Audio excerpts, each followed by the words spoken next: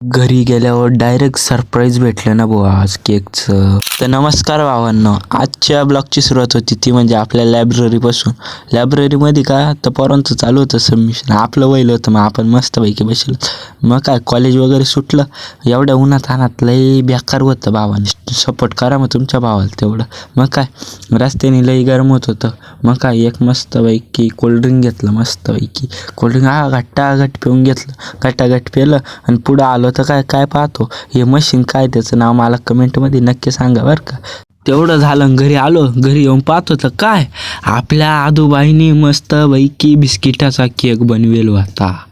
मग काय cake taste केला, अगं भयो एक नंबर, नादच खुळान जळगाव धुळा डायरेक्ट. मग काय चिनूबाई म्हणे के मला घे. मग काय चिनूबाईला घेतलं.